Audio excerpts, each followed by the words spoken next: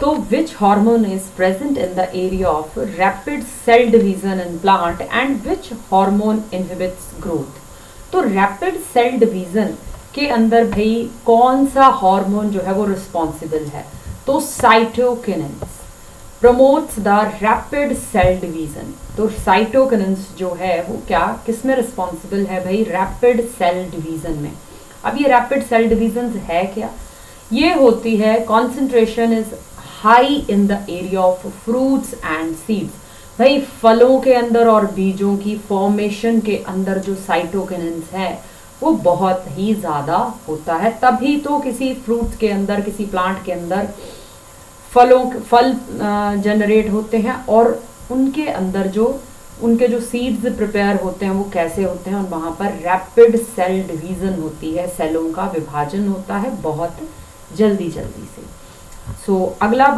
अगली बात की गई है विच हार्मोन इनहिबिट ग्रोथ। भाई प्लांट आफ्टर सम टाइम, कुछ प्लांट्स जो हैं मेजर प्लांट्स जो है उनकी जो हाइट है कुछ टाइम के बाद उनकी रुक जाती है, ह्यूमंस में भी ऐसा होता है। तो प्लांट्स में इसे कौन अफेक्ट करता है, कौन इनहिबिट करता है, so this is abscisic acid. तो ये है हमारा आंसर फॉर 24th क्वेश्चन। बात करते हैं 25 क्वेश्चन की। तो ये है हमारा फिजिक्स से रिलेटेड क्वेश्चन। तो आइए देखते हैं क्वेश्चन पेपर में किस तरह से दिया गया था। So this is from part C. The refractive index of 3 media are given below. भाई हमें 3 मीडियम दिए गए हैं और यहाँ पर हमें दिया गया है उनका रिफ्रैक्टिव इंडेक्स, और हमें अब ये कुछ क्वेश्चन दिए गए हैं।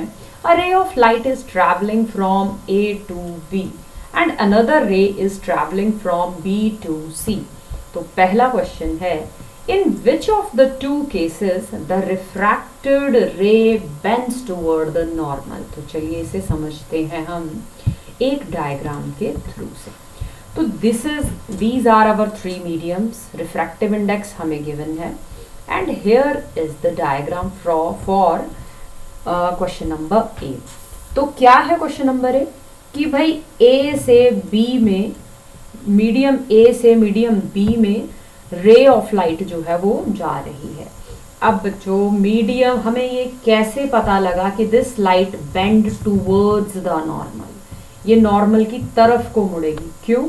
क्योंकि जिस भी ऑब्जेक्ट मीडियम का रिफ्रैक्टिव इंडेक्स, देखिए ए का रिफ्रैक्टिव इंडेक्स कितना है, दिस इज 1.6 एंड बी का रिफ्रैक्टिव इंडेक्स कितना है, दिस इज 1.8। जितना ज़्यादा रिफ्रैक्टिव इंडेक्स होता है मीन्स वो मीडियम कैसा है, वो डेंसर है, वो घना है, वहाँ पर जो वेलोसिटी ऑफ लाइट है वो कम हो जाएगी।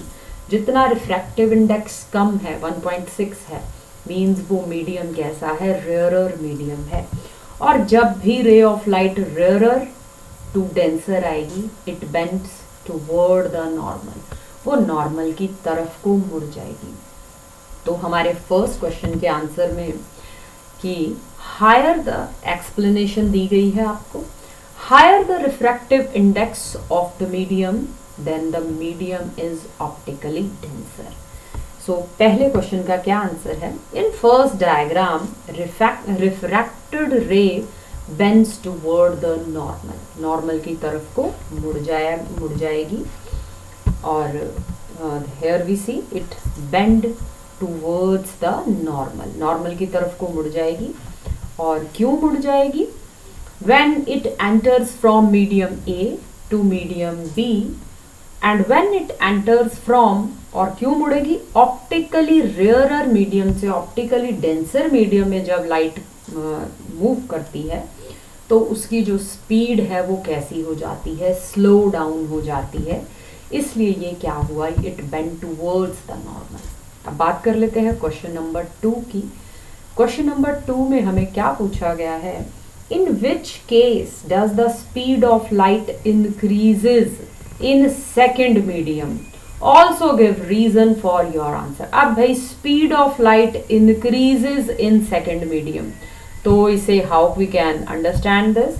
तो in second diagram speed of light increases. अब बच्चों सेकेंड डायग्राम में क्या हुआ है, वी हैव सेकेंड डायग्राम, यहाँ पर रिफ्रैक्टिव इंडेक्स बी का है 1.8 बट सी का है 1.5 जो कि ए से भी कम है। तो इसका मतलब हमारा सी जो है वो कैसा मीडियम है, वो रेयरर मीडियम है। क्यों? क्योंकि उसका रिफ्रैक्टिव इंडेक्स बहुत कम है as compared to medium B. और भाई रिफ्रैक्टिव इंडेक्स अगर कम है तो स्पीड ऑफ लाइट जो है, तो how can we understand this?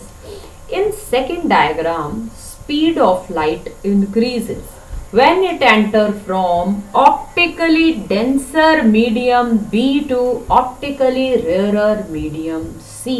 इसका जो ये हमारी जो ये डायग्राम है, क्या हुआ, रे ऑफ लाइट जो है नॉर्मल से परे चली जाएगी, बेंड अवे, क्योंकि स्पीड ऑफ लाइट अब क्या हो गई है, डेंस से वो रेयर में आई है, वो बढ़ गई है। पहले स्पीड ऑफ लाइट कम हो गई थी, तो it bend away from the normal.